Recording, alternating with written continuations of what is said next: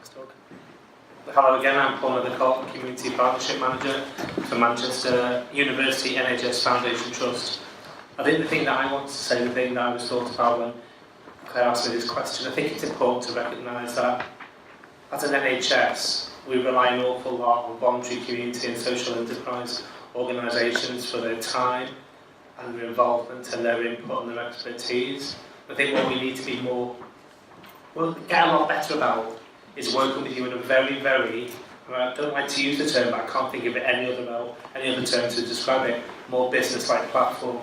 I know that, from my perspective, if I'm going to enter into an arrangement, a co-production arrangement with a voluntary sector organisation, I would strive very much to treat them as an equal partner and give them the same benefits and rights and access to what they need to actually carry out that job in terms of resourcing. And if that means that we end up working on funding arrangements, for instance, to try and identify pots of money where organisations are funded to do that work, then we absolutely strive to do that, because your time and your expertise, it doesn't come free. And I think there's been a lot of taking the voluntary sector for granted in the past, and I think that has to stop. Lauren. Thank you. So I'm Lauren, geriatrician at Wythenshawe Hospital, and I've got a specialty interest in frailty and improving the care of older people.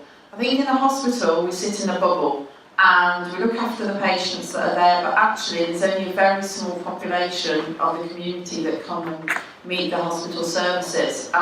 We know there's just too, at the moment, with the secondary services can't cope with the volume we're having.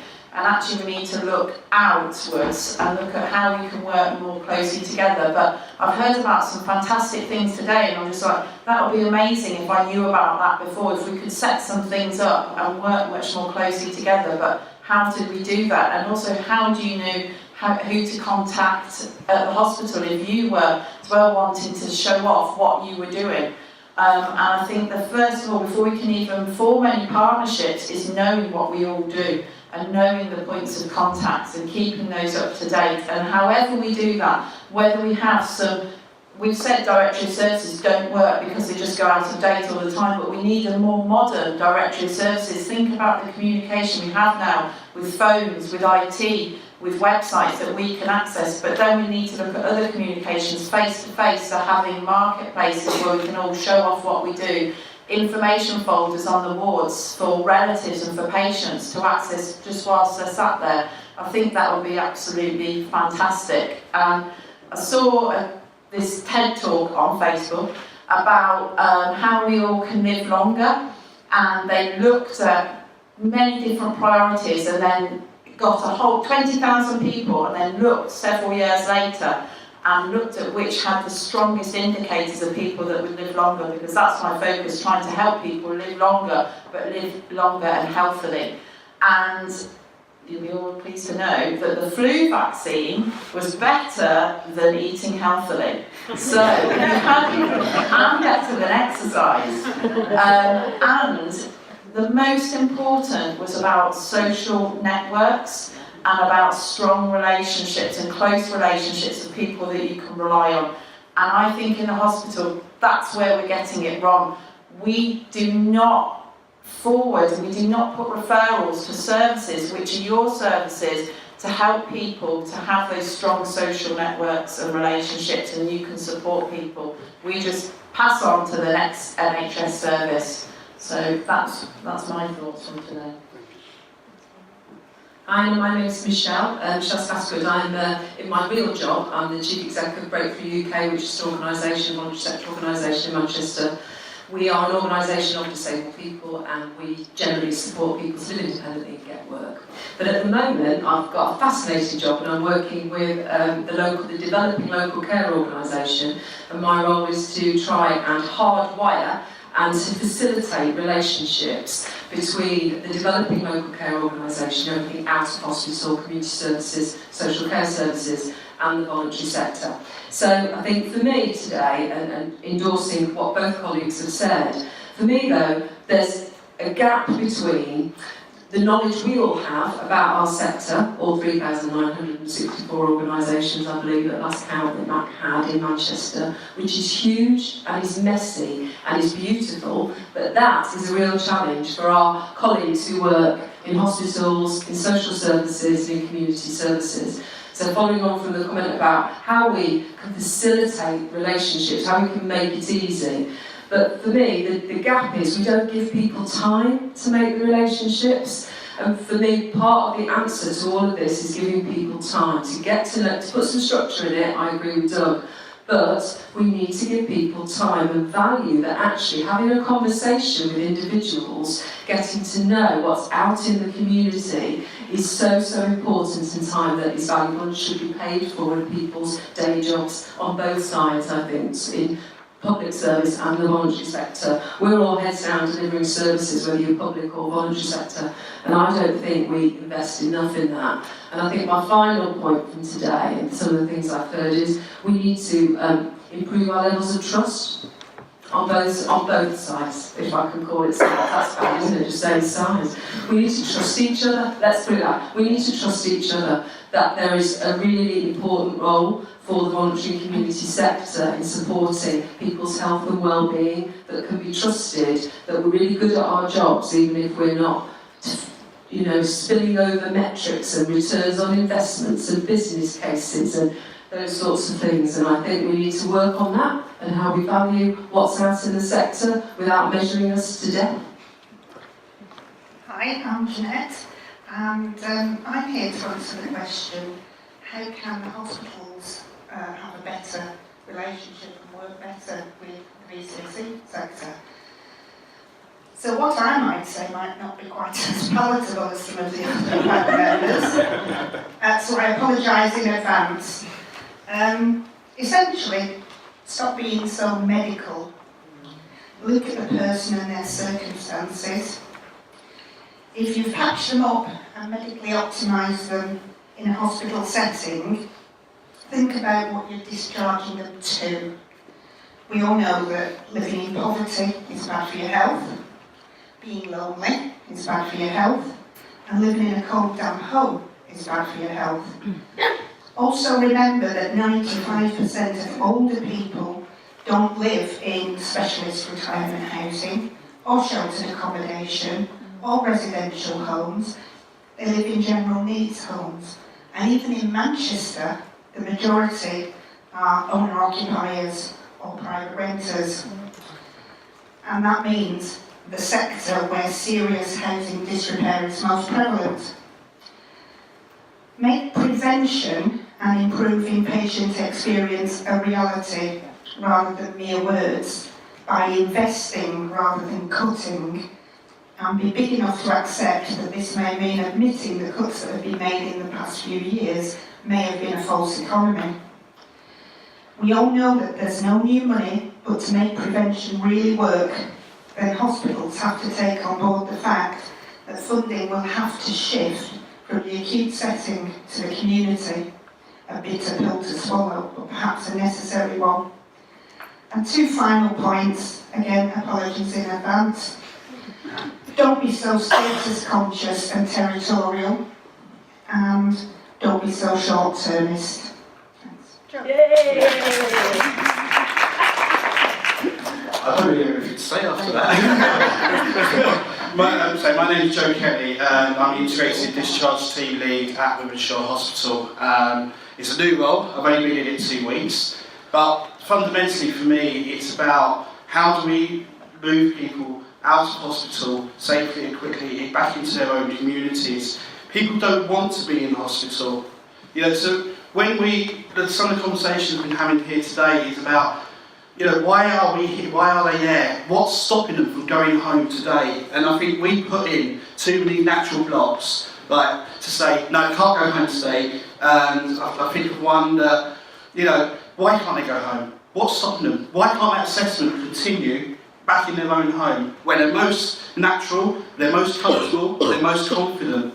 But we say we have to assess in false places. It's a set-up kitchen somewhere. So we need to think about challenging that and moving people through the system quicker. Stop undergoing unnecessary assessments. We're talking a lot about discharge to assess at the moment, that no assessment for long-term care should take place in the acute medical ward. It should always be in a place which is right for that person. So we need to think differently.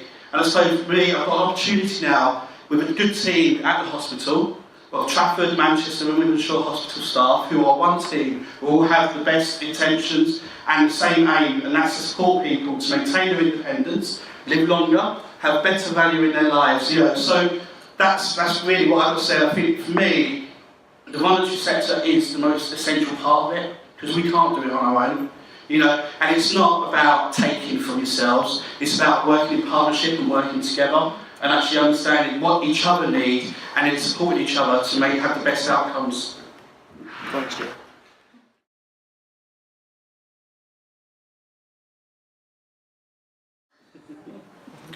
From a personal view, just if I meet someone at something like this, that is it. But hopefully with Paul... I've just undertaken a very, very quick survey of the different voluntary community and social enterprise organisations that work with our trust. And I've got the list of patients, charities and other organisations from our patient experience team who have compiled that list in the same way that Molly's just described, by going out and actually meeting people. Now today I've met people here from different charities who I've not met before, and currently I've been furiously writing down my contact details, so hopefully we can start to have conversations together. But that's just basically the way it happens. In the hospital where I'm based, which is the Manchester Royal Campus, the central campus, we have a lot of charities that go in and do input within the hospital, so some of them we know, and they're big names like Matt Millen, we have Henshaws who work in the eye hospital for people with sight impairments, etc. And they're quite well known. We also know there's other charities that come in and do similar work that aren't as recognised, but our patient experience team usually connects with them and is able to record them. But just meeting like this, as Robin said, is absolutely valuable, because what we can do is feed that back to them. So that's part of what we're trying to do within the discharge team, is really trying to form those links, as say, linking them with the care navigators at A&E, but then also linking them into the discharge team and the discharge nurses, social workers, assessors. There's a whole range of people, so it's about making sure that information is, and I do agree the most common way of finding out about something is by talking to someone normally. But we need to get better at actually understanding what's out there, because I found out today one about football memories group, which I think is absolutely superb. Especially as I like football. But we just need to get better at that sort of thing, I think, really.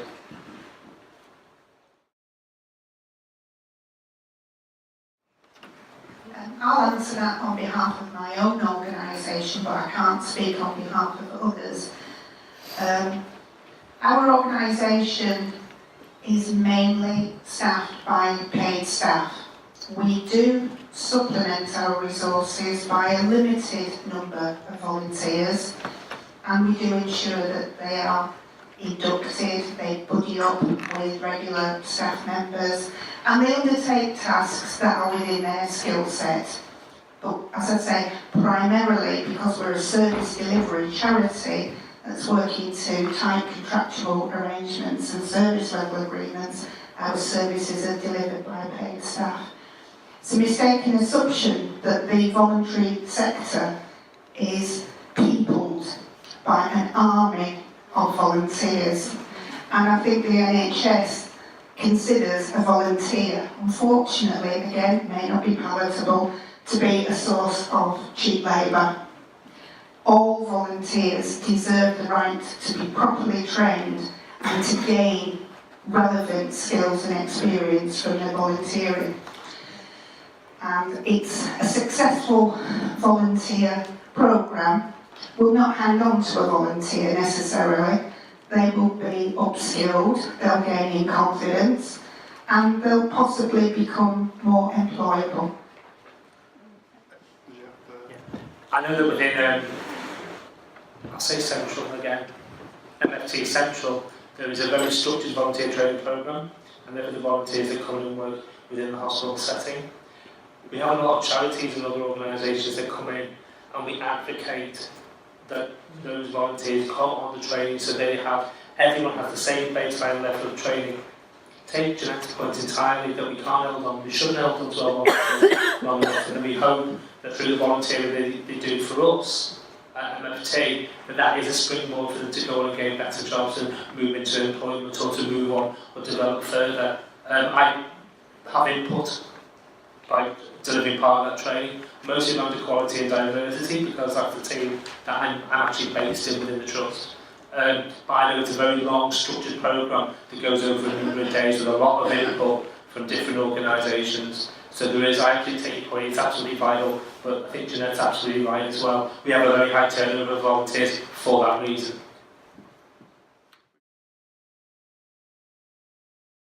Yeah, I'm aware of Health Watch Manchester, Health Watch Trafford. Conduit really for that information. Very good friend of mine is the Chief Officer of Health Watch Salford, so I know all about Health Watch. We link quite closely with Manchester and Trafford Health Watchers. I met with Neil and with Andy from Manchester and from Trafford, and are involved in a number of conversations around potential co-production, but getting the patient voice through Health Watch involved in that planning.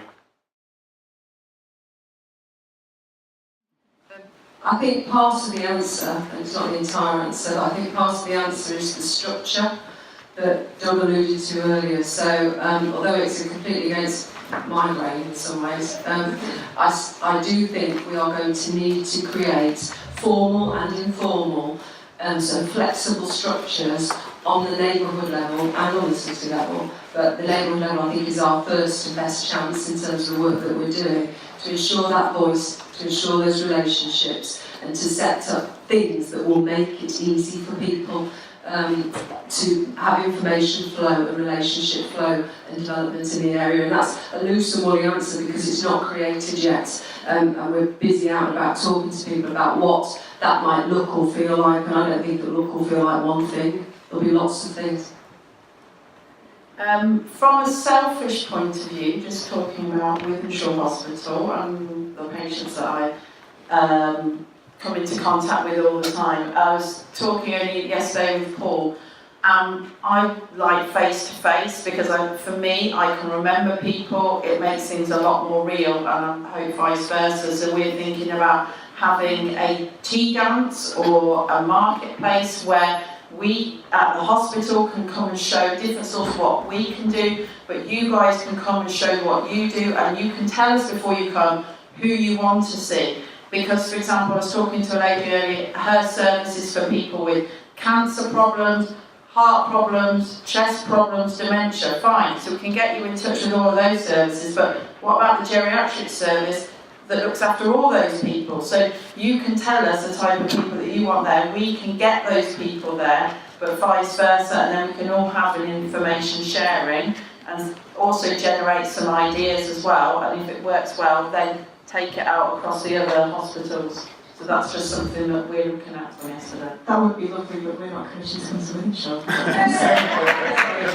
that doesn't mean to say, in the future, I think we need to, I was saying to someone, I know a lot, it's about many things, but it's not, it's about relationship building, and if you can do a little project, tiny thing, to show what's an improvement, that's how you start getting money. I can never get any money either, but it's only by saying, well look, I've got it on my way, I've done this is what we've done and helped.